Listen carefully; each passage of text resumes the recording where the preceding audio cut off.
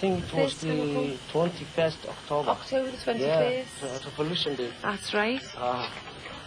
أنا مصدركي أحوال لغة عبد الجاس.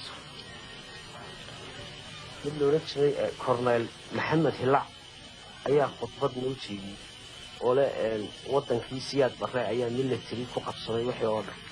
لقبل هذا ما أنت حكم ميلتري بفصعون يسار وطن كي. مستر بعد وقتها. وقتها وحنا الله شيء يتجمع له. يتجمع له. marka Soomaali aadi aad ma garan waqtiga inta ma fahmin waxa dhacay bas askari uma arkayo at first I didn't fit in at all. I didn't like it. Couldn't understand anybody when they were speaking. Just to get frustrated and slightly depressed.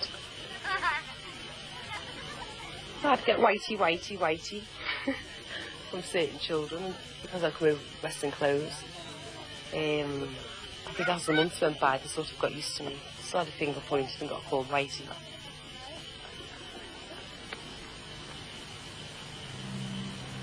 I really did feel like I was a Somali until somebody had to mention the shade of my skin. I was very frustrated if things like that were said to me, the same way I'd be frustrated when I was in England when somebody would call me a nigger. And I just used to feel like my whole world used to collapse. I think that's the time when I started to notice that I actually had a white mother and a black father. Prior to that, I just had a mum and dad.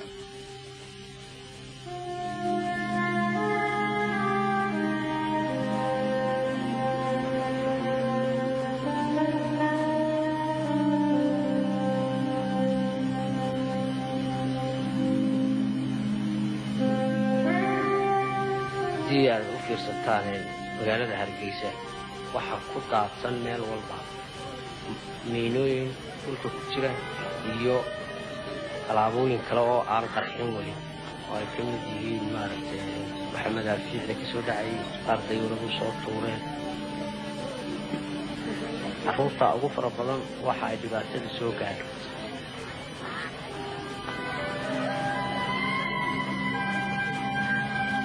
halkan mas'ala ku dhacay بدفع كان جبوها وكسر ذي هالكا تياتر مركب من غير كيلها يدور قفوه وقبله وإلا يمكنه ويكجران ويكدسين هو يكدسين ويكجران تسمين بسم الله هذا ويكجران ومقالكم يكون احترام وكل احترام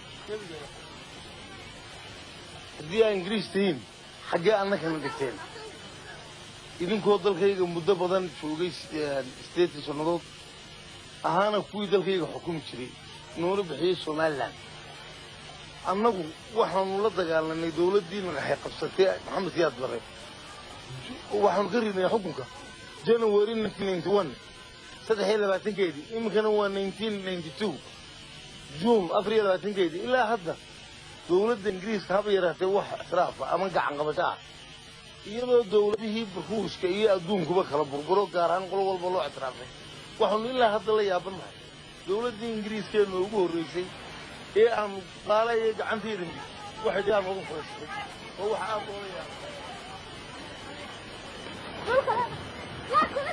ما دام أنا تجين سكول حتى سمايسن مجالين في الشمال لا نرضى عفورتي مال أي تجان ملها تعليمنا مدكتان الجنريشن كسوس على أوردن وحلقة يابا إناني يهرين دد متعلمين أو أما يسكون كسوب حي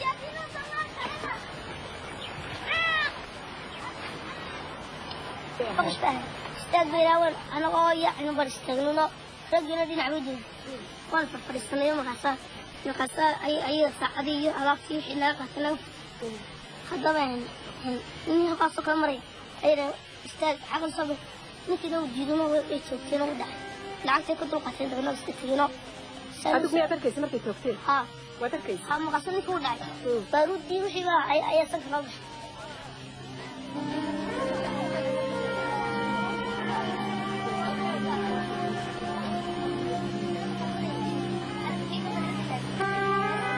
ما بقى نقول نوران يومك حافظ أكثر كل على برا في الفرامة هذا أكثر اسمه كتير أبي كتير متر ومخيان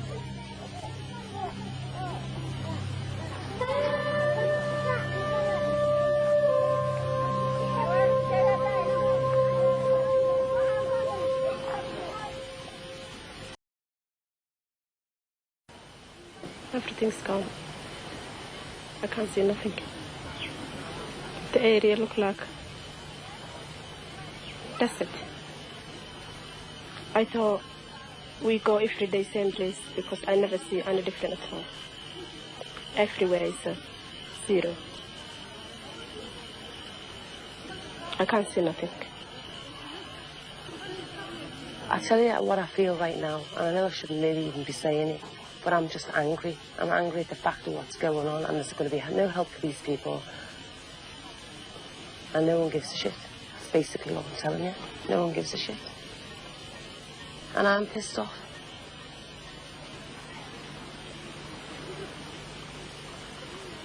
The only thing I can understand is there's nothing here for the Western world. They can't make no money. There's nothing here for them to profit out of. You know, another part of Africa, no biggie.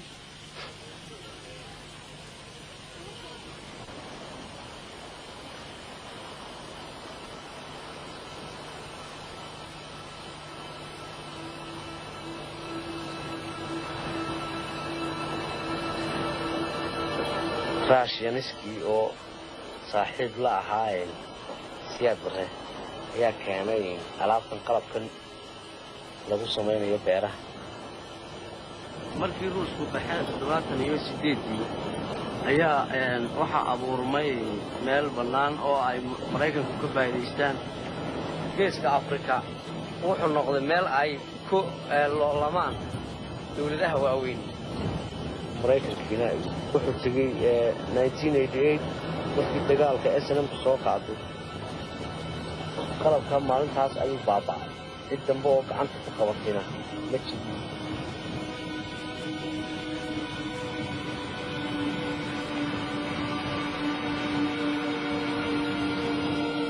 imika waxaynu soo galnay tuulada la yiraahdo Toko Jaale sanadku markuu ahaa 82 ayaa waxa ka abuurmay dhaqdhaqaaqii ugu horreeyay ee ciidan SNM siyaad bare ayaa arrintaas markuu ogaaday in ciidamadiisu halkan ay hawlgal falal xukun ka muujiyeen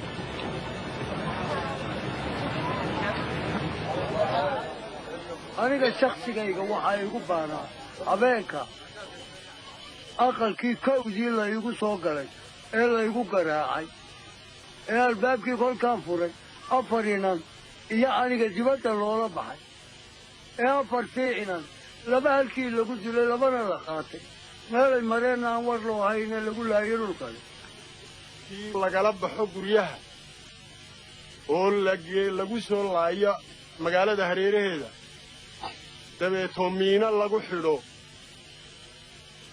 si dabadeetay inta kale ee maydkaa u timaadee qaatida ayana u raacdo dhibaatadiin horeyna soo gaadhay haddii dawladuhu waxna soo gaarsiiyaan waanu iloobaynaa dhexdayadana waxaanu ballan qaadaynaa inaannu wixii xuna ku jira aanu saafi ka dhigno haddii aanu odayaal nahay iyo haddii aanu dawlad nahay iyo haddii aanu askari nahay waxaasaannu adinka idinka codsanaynaa inaad qaylo dheer noo dirtaan hana ilaawina aad noo xasuusnaada dhibaataha iyaga aad u xasuusnaada sidaas iyo nabadgelyaan yaynu joogna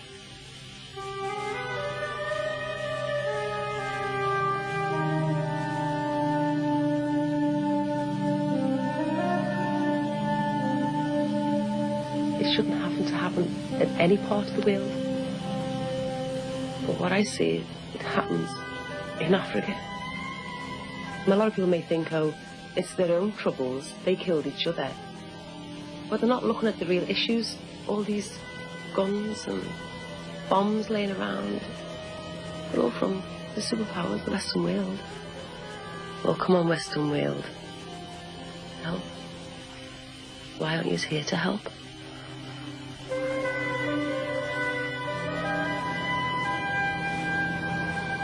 I've been worried now because civil war is still going on. I know my mom somewhere outside Burma. The one boy told me he see my sister and my brother about 3 weeks ago. My mom, my brother, and my nephew, my sister, and her 2 children. I have their visa now. I hope everything's sorted out.